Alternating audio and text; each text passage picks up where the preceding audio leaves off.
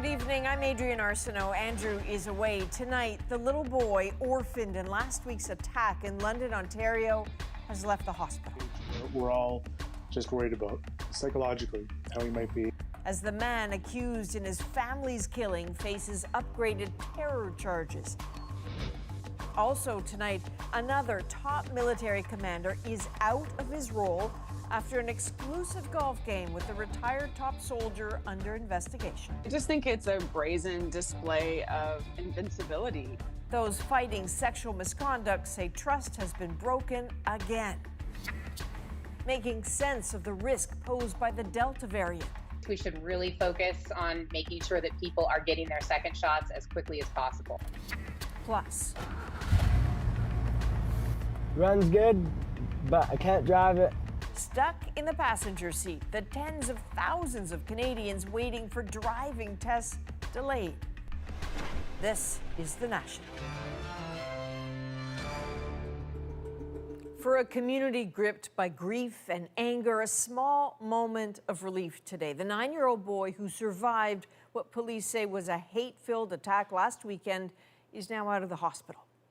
This is what and who was taken from Fayez Afzal in one horrific moment. His sister, parents, and grandmother, his family. Today, the man accused in that killing had his charges upgraded to include terrorism.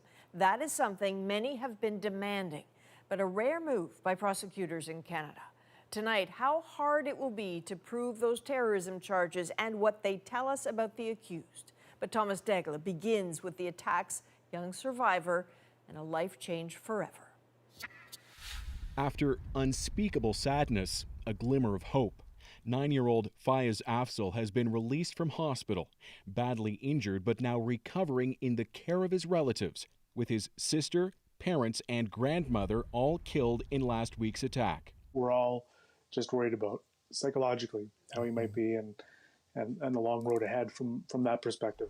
The teddy bears have been piling up, a sign of support from a community for a child who's lost so much. This has been a very, very difficult situation for the whole family, and especially for Fayez. And so they want to give him his space that he needs to recover. From the courthouse in London, a different kind of welcome news for the community. Federal and provincial prosecutors agreeing to pursue this case as terrorism. It may end up, influencing his ability to ever be released. Nathaniel Veltman showed no emotion as he appeared over Zoom while the charges were read out. He's facing 4 counts of first-degree murder and 1 of attempted murder. Asked in court, "Those are your charges, sir. Do you understand that?" He calmly replied, "Yes, ma'am." I think for a long time, Muslims have been on the other side, where we've been accused many times falsely of terrorism. For a conviction, prosecutors will have to show the attack was ideologically driven and meant to intimidate the public or a segment of the public. Canada's Anti-Terrorism Act was introduced 2 decades ago after 9/11. Rarely used to prosecute anti-Muslim violence, authorities declined to charge the Quebec mosque attacker as a terrorist. It is very rare in terms of anybody who's motivated by ideology that's something other than for Al-Qaeda or the Islamic State. In London, where the attack spread fear and sadness, they didn't wait to call this terrorism. It's important that we see that justice is served and justice is done, and that we call this incident what it is. And so, Thomas, where does the case go from here? Well, the accused is expected back in court in 1 week's time. Today, he appeared without a lawyer, did not enter a plea, and for the time being, he remains in custody. Now, keep in mind, experts say it will be more difficult to prosecute this case as a terrorist offense, though they say it is necessary. It will take more evidence, but it is necessary to show symbolically that the laws of the land should be applied to everyone the same way, Adrienne. Indeed. Thomas, thank you. You're welcome. In Saskatchewan, 2 people have been charged in connection with the death of an RCMP officer over the weekend. Constable Shelby Patton was killed Saturday morning after being struck by a stolen vehicle during a traffic stop east of Regina. The 26-year-old had been with the RCMP for just over 6 years. A man and a woman from Winnipeg face multiple charges, including manslaughter, theft, and possession of stolen property. Another major blow to the leadership of Canada's military tonight. The second in command, Lieutenant General Mike Rouleau, is resigning after news that he played golf with former top soldier Jonathan Vance. Vance is currently under investigation for sexual misconduct, which he denies. But it's all raising questions about trust, judgment, and a potential conflict of interest. Ashley Burke has our story tonight. It's an exclusive venue for the military elite, and for two senior leaders, it's where they played an increasingly costly round of golf. One publicly apologized, another has resigned. I was surprised and disappointed by this. The deputy minister said she learned over the weekend about the golf game between the head of the Navy, Vice Admiral Craig Baines, the military's second in command, Lieutenant General Mike Rouleau, and former Chief of Defense Staff General Jonathan Vance, who is under military police investigation for claims of sexual misconduct that he denies. It shows very poor judgment and sends entirely the wrong message to the whole country. In a statement, Rouleau says he invited Vance to play golf to ensure his wellness. I understand how such an activity could lead some to perceive a potential conflict of interest and controversy, given the current context, but nothing can be further from the truth. For this, I am sorry. I just think it's a brazen display of invincibility. Rouleau, as Vice Chief of Defense Staff, is the boss of the military police, and experts say he has the power and authority to intervene in investigations. I think this is an example where that credibility and the likelihood of an impartial investigation is really next to nothing. The top military police officer said Rouleau has not gotten involved in any cases, including Vance's. But for Paula McDonald, who has been trying to have her sexual misconduct case taken seriously for 6 years, she says it's disappointing, but not surprising. It's showing that their priorities are with supporting people who have been accused of sexual misconduct as opposed to the victims of the sexual misconduct. There is zero leadership from Justin Trudeau and Minister Sajjan. The opposition is now trying to put Defense Minister Harjit Sajjan into the chain of responsibility. I blame directly the Minister of Defense and Justin Trudeau, the Prime Minister. So, Ashley, what happens to Rouleau now that he's resigning? Rouleau says that he's leaving the military, but he hasn't said when, and it's also not clear if he'll receive his full pension. Okay, so there is also another high-profile military leader making news tonight. What's the latest with Major General Danny Fortin? You'll remember that Fortin was leading Canada's vaccine rollout. He was removed from his post last month, and just today, his lawyers declared that he was challenging the federal government for taking him out of that post. So why did the government do that? Well, he was under a military police investigation for an allegation of sexual misconduct dating back more than 30 years. His lawyers filed a judicial review arguing that there was political meddling in his case, writing the decision was arbitrary, not in the public interest, and made solely for the personal and political gain of the Ministers of Health and National Defense and the Prime Minister. We reached out to those offices tonight, and spokespeople said it would be inappropriate to comment while the legal matter is ongoing. Okay, we know you will stay on top of it. Ashley, thank you. Thank you. So let's now turn to Canada's COVID-19 story. Still a long way to go, but every day the situation gets a little bit brighter. Again today, cases dropping, vaccination rates soaring, including those fully vaccinated, as more become eligible for second shots. All of this is leading more provinces to continue to ease restrictions. Tomorrow, we will begin step 2 of our restart plan. This means we're going to be seeing more people that we care about, visiting more places that we want to go and see. And so, starting tomorrow in British Columbia, recreational travel is back province-wide. Team sports and group fitness classes can resume, and outdoor gatherings of up to 50 people will be allowed. Travelers from Manitoba and Quebec will soon be free to cross the border into Ontario. The province says it will not extend the restriction on non-essential travel between the provinces, which is set to expire on Wednesday at midnight. Now, Alberta's reopening plans are directly tied to vaccination rates. If it hits a key threshold, all the remaining restrictions go away. And now, like neighboring Manitoba, it is gambling that a lottery worth millions will help it get there. Aaron Collins explores whether that will work. Colorado's newest vaccine millionaire unveiled, the second winner in the state's COVID vaccine lottery. This is all emotional. As you guys can imagine, I'm super excited that I won the $1 million, but you know, COVID's a real thing. A unique gamble taking off north of the border. Proponents argue $1 million prizes are far cheaper than dealing with COVID patients in hospital. Just the 270 people in Alberta hospitals today could cost the province more than $6 million. Alberta is betting that they're right, announcing details of its own lottery today. We need everyone who's on the fence or those who want to get a shot but have just been putting it off for a while to get their dose now. Vaccinated Albertans now are eligible for 3 $1 million draws. The goal to have 70% of those eligible vaccinated this week. If that happens, the real prize is a full reopening of the province. In Calgary, news of the lottery spread quickly. I'm all for it. Anything that can encourage people to get vaccinated, I'm here for it. So it's good. But will it work? Experts say it might, motivating fence sitters to commit. It's crunch time. You know, we need to get 2, 3, 4, 5% more people vaccinated. So every percentage point matters. And so that's the cohort we're aimed at. It's not going to fix everything. We're talking about moving the dial. Still, despite the potential for riches, not everyone is rushing to enter this lottery. I'm not a very lucky person, so I don't think I'll ever win anyways. I just want to wait for the vaccine a little bit. I'm just afraid.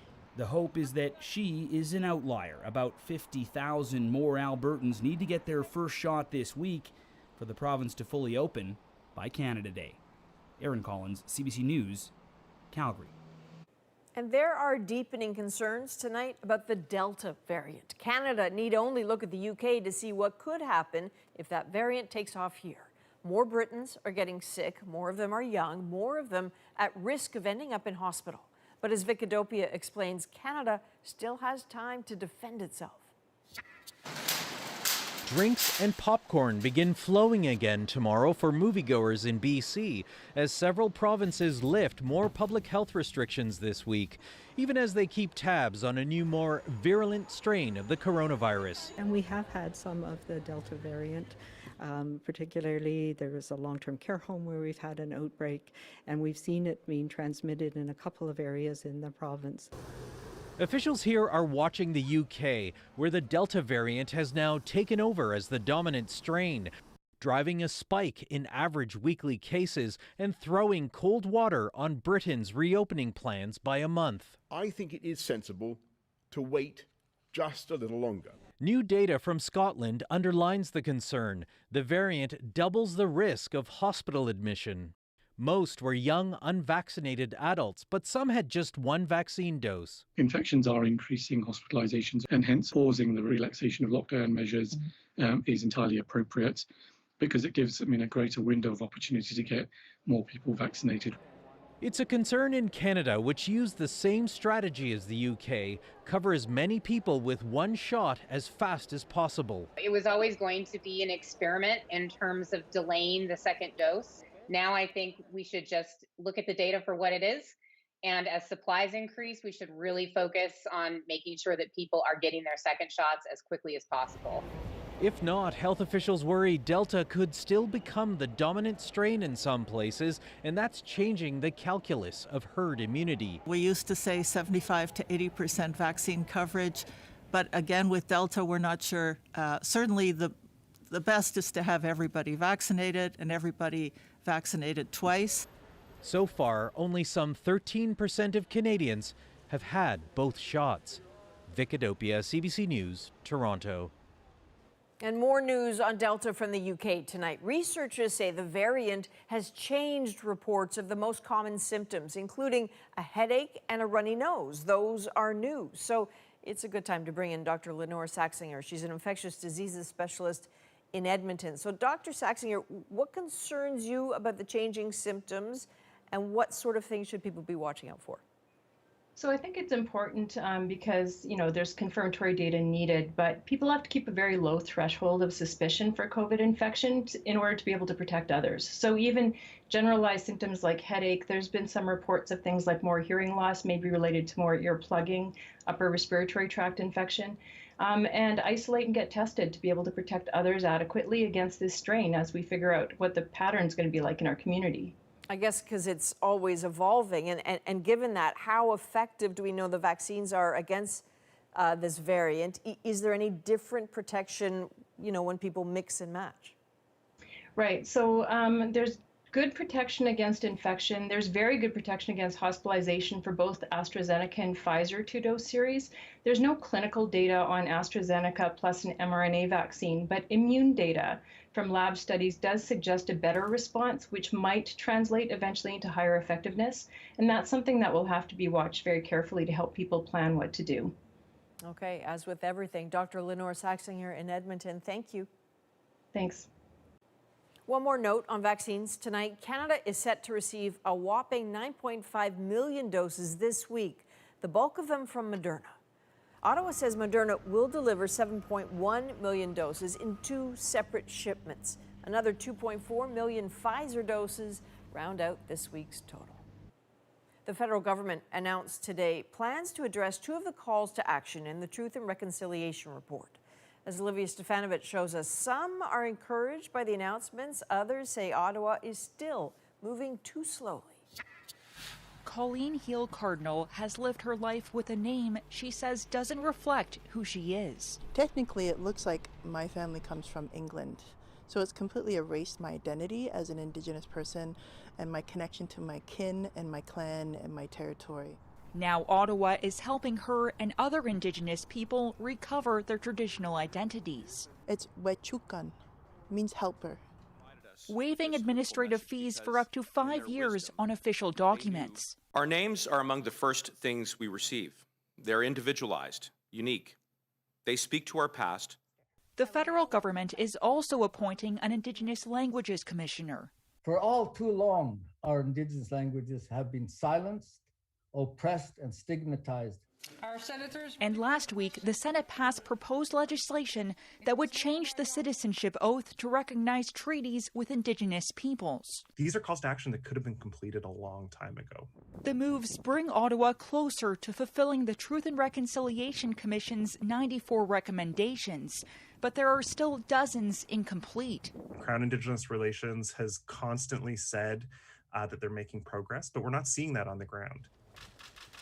The NDP is demanding the government urgently address the TRC's child welfare recommendations and drop its litigation against a human rights tribunal order requiring Ottawa compensate First Nations children for harm suffered in foster care. So on the day that they are in court against Indigenous kids, I think it just stinks of hypocrisy. For this 60s Scoop survivor, because I would have grown up as Anne-Marie Thrasher had I not been taken away. Regaining traditional identity brings her one step closer to reconnecting with her mother, who suffered through residential school. One part of the bond that would be healed again.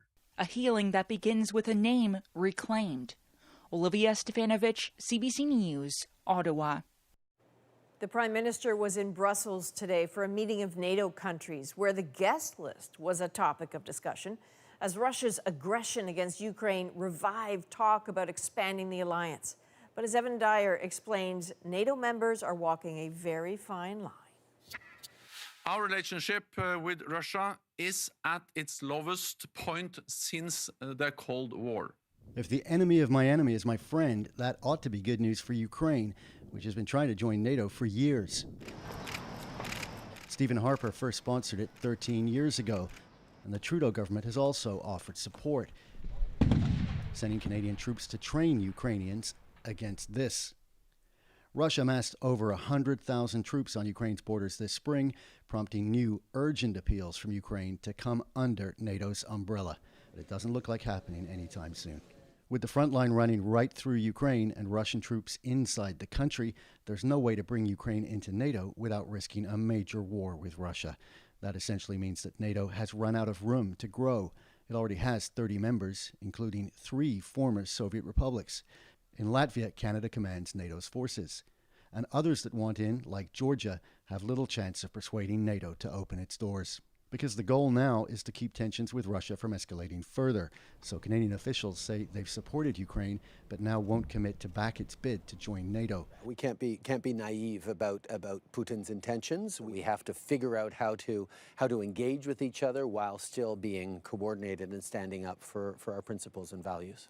U.S. President Joe Biden is preparing to meet Vladimir Putin on Wednesday. Ukraine's President Volodymyr Zelensky had pleaded to meet him first, but the White House said no. But today, Biden offered this reassurance.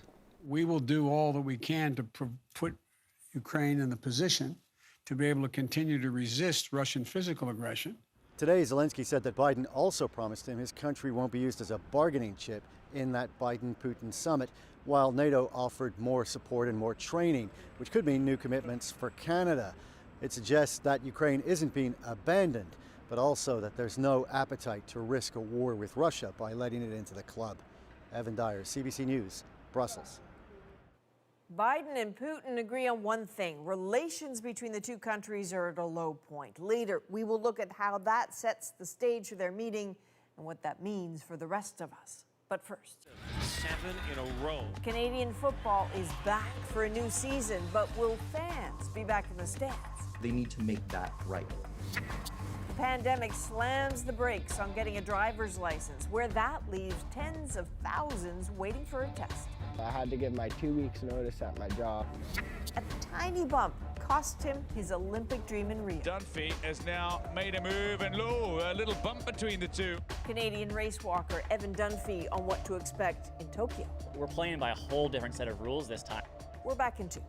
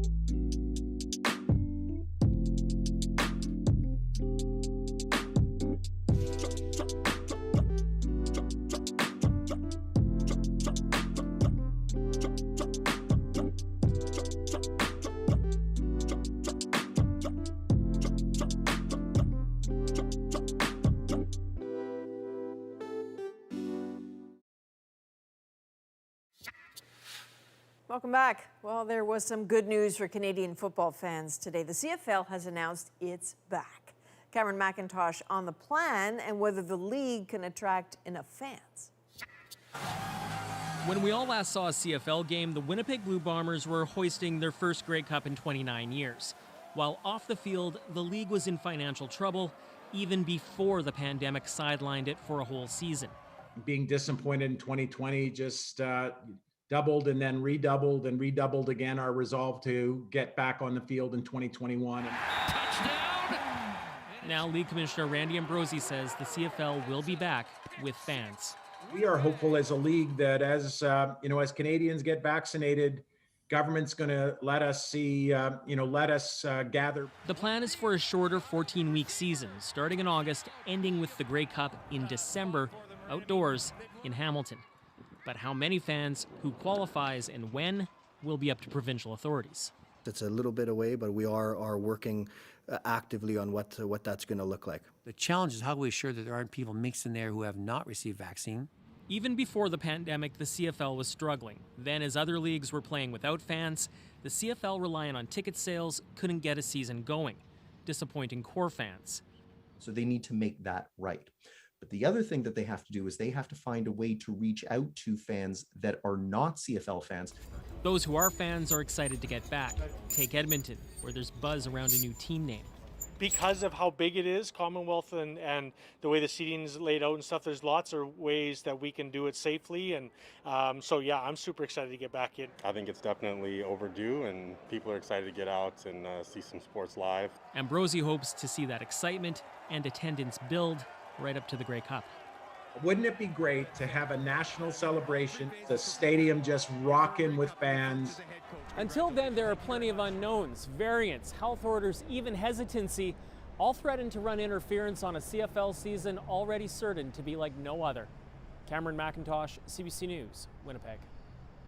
This pandemic has disrupted so much of our lives, and tonight we're looking at how it put the brakes on driver's licenses, too. There are testing backlogs all over the country, potentially in the hundreds of thousands.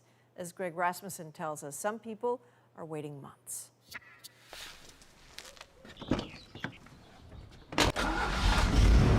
Runs good, can't drive it. 19-year-old Caleb Siemens desperately wants his license so he can hit the highway in his truck. I bought it last year for $2,500. But for now, it's parked because he can't do his road test until November. It's such an inconvenience that I don't have my license. I can't go to town if I need something from town. Kind of stuck here in this valley. I rely on neighbors picking me up and driving me to work. But with his family moving to another town, he can no longer count on others for a ride to work. I had to give my 2 weeks notice at my job. His local driving testing center is one of many across the country swamped with requests. In Saskatchewan, the current wait is about 8 weeks. Alberta did have a backlog, but after privatizing road tests in January, they've eliminated it. In Nova Scotia, about 4,000 people are waiting for tests. And then there's Ontario. It's just crazy online, trying to get it through online, so I'm trying to see if I can get it through. Done here today. The province's testing centers have just reopened after a COVID shutdown that canceled 420,000 bookings. It just kept on delayed. So if I don't get it now, I don't think I'll ever get it. Not only have pandemic restrictions reduced the number of tests, but demand has been accelerating. People want to get their license and they want to get out on the road now more than they ever really have before. In BC, a surge in applications has added to the problem caused by COVID-related slowdowns. We've hired 80 additional new driver examiners here in BC, and we are constantly recruiting and training more driver examiners. But thousands remain stuck in neutral. Hopefully I get a job somewhere locally and someone can drive me there. I'll bike. Relying on other means until the backlog clears. Greg Rasmussen, CBC News, Vancouver. So hard. Joe Biden will have his first presidential meeting with Vladimir Putin Wednesday, but the two are far from strangers. I said, looked in your eyes, and I don't think you have a soul. And looked back at me and said, we understand each other. Up next, we'll look at what could happen this time. And later, a small town with a big green dream. Could this be the first in Canada to rely entirely on renewable energy?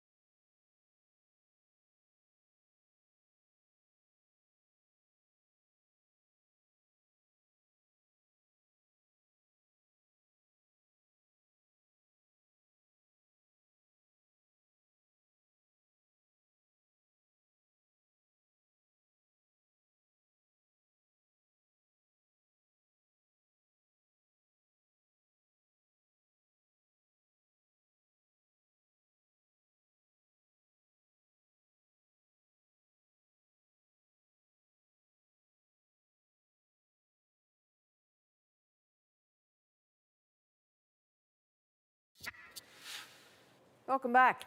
After spending the weekend surrounded by allies in Europe, U.S. President Joe Biden is now preparing for a summit with Russian leader Vladimir Putin. He's bright, he's tough, and I have found that he is as they say when you used to play ball, a worthy adversary. The meeting between Biden and Putin on Wednesday comes amid escalating tensions between Moscow and the West. Susan Ormison looks at the relationship and why there isn't much optimism ahead of this Geneva summit. Joe Biden, Vladimir Putin, no strangers on the world stage. 10 years ago, meeting with more optimism. The President and I agree 100% on the need to continue to establish closer and closer relationships with Russia. There is no chemistry between the two men. History tells us that in relations between Russia and the United States, respect has always been more important than affinity. Putin has faced off with 5 U.S. presidents, each trying to unlock the Russian leader's psyche. George W. Bush playing nice, if naive. I looked the man in the eye. I found it to be very straightforward and trustworthy. I was able to get a sense of his soul. Biden playing up the opposite. I said, looked in your eyes, and I don't think you have a soul. And looked back at me and said, we understand each other. A little gift. The Obama-Clinton administration famously tried for a Russian reset with Foreign Minister Sergei Lavrov. We want to reset our relationship. Let's do it together. So we will do it together, okay?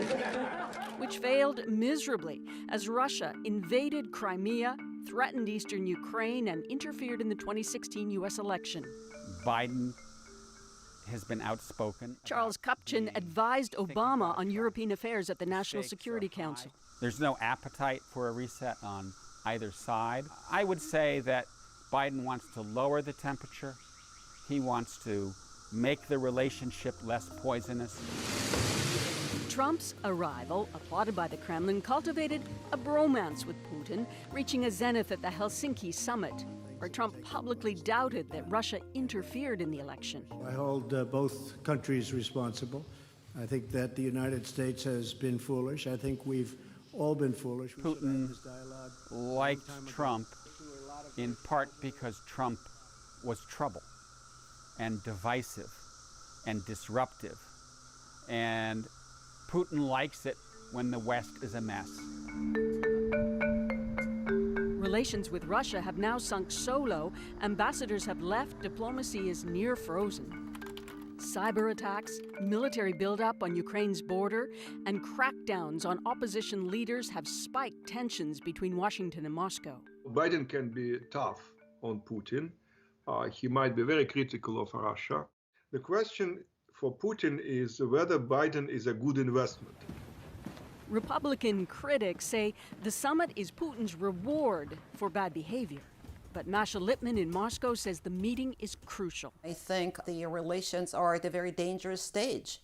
I don't think it should be about rewarding or not rewarding. It should be about the world's security. This is what is at stake. In advance of the summit, Biden is talking tough. So you know Vladimir Putin. You think he's a killer? Mm-hmm. I do. Putin setting his own red lines, hoping, he said Friday, there will not be any impulse-based movements on behalf of the sitting U.S. president. Biden's calculation is talk is better than not, but there will be no joint news conference. This is not a contest about who can do better in front of a press conference or try to embarrass each other. It's about making myself very clear what the conditions are to get a better relationship are with Russia. We're not looking for conflict. Biden goes into this meeting with eyes wide open, and that on key issues, European security, Ukraine, cybersecurity, hacking, Navalny and human rights, he is unlikely to get Putin to budge. So they'll meet on Wednesday in Geneva, a lofty setting for a summit of earthbound goals. At best, maybe common ground on strategic security, maybe climate change and the pandemic.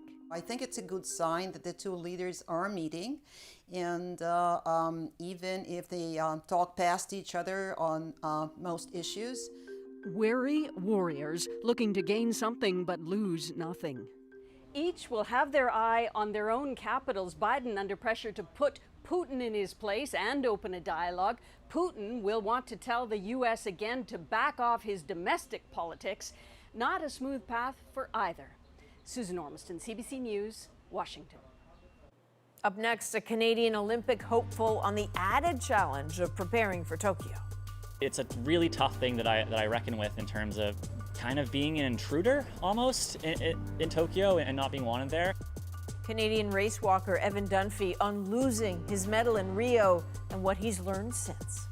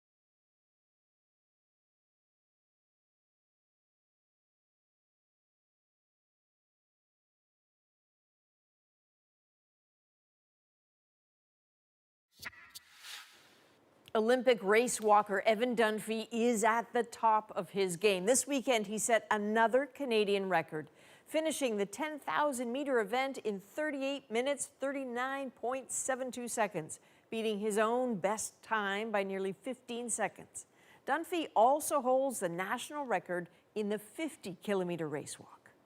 So flying high as he prepares for next month's Tokyo Olympics. But the road there has been anything but easy.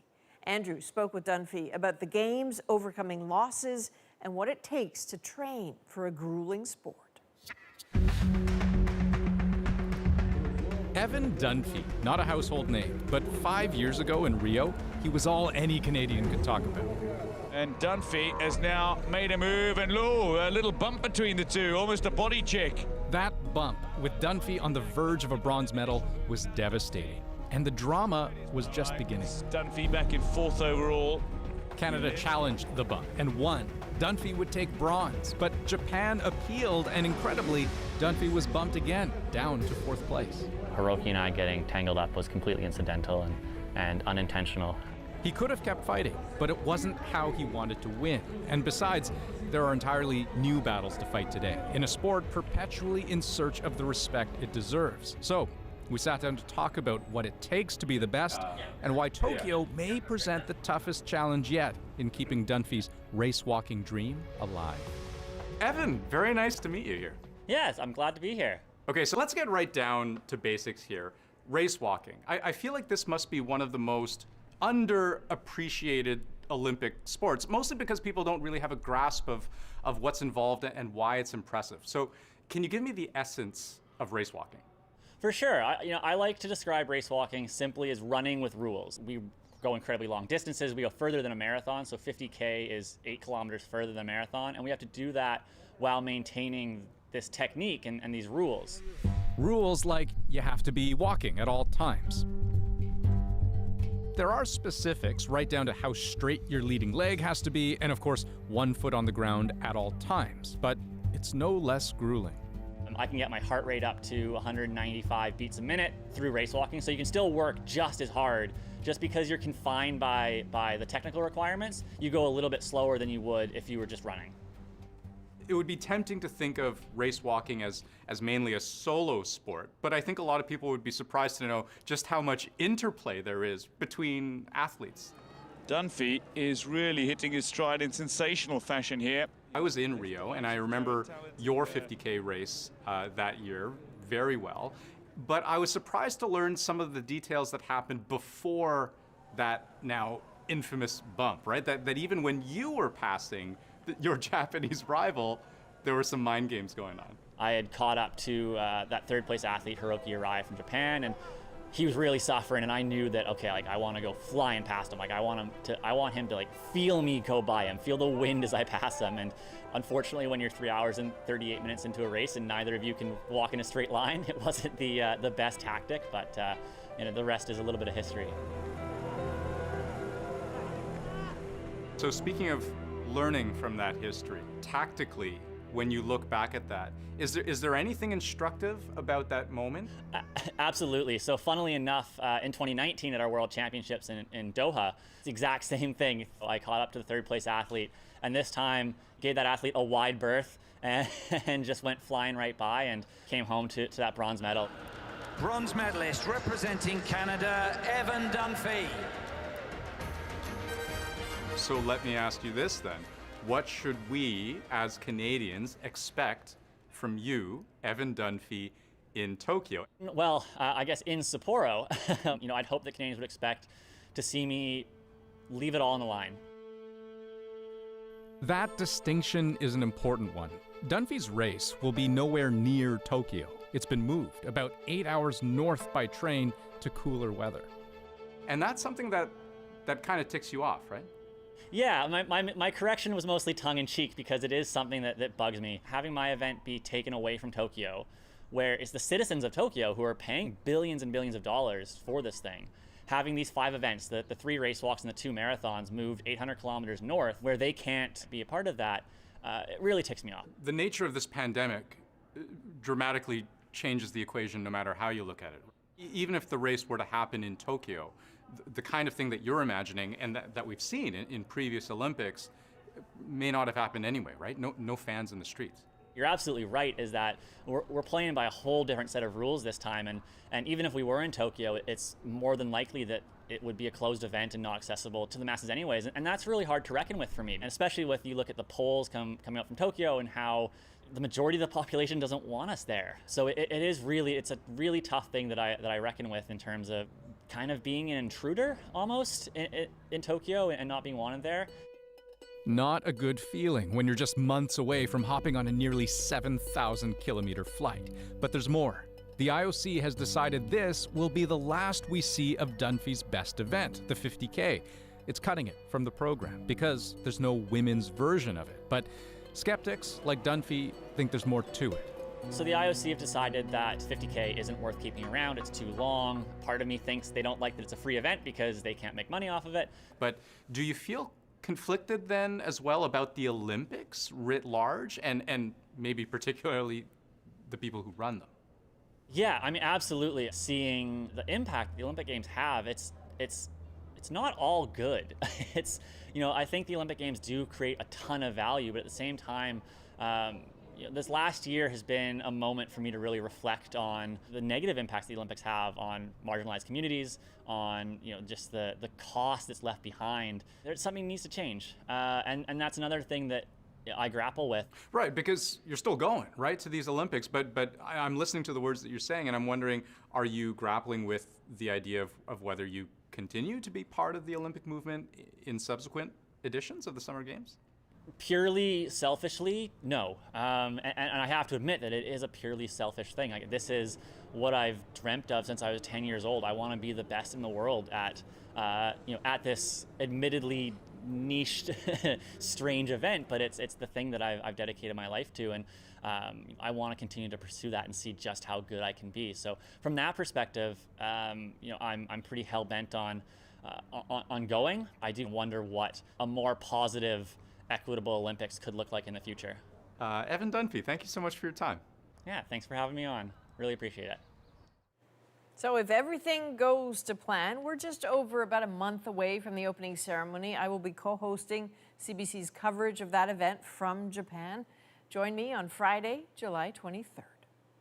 A community in Nova Scotia is hoping to pull off something that's never been done before. One town can make a difference. We're not a very big town, but this is transformational. And they're hoping that transformation could help inspire others. What they're up to. Next.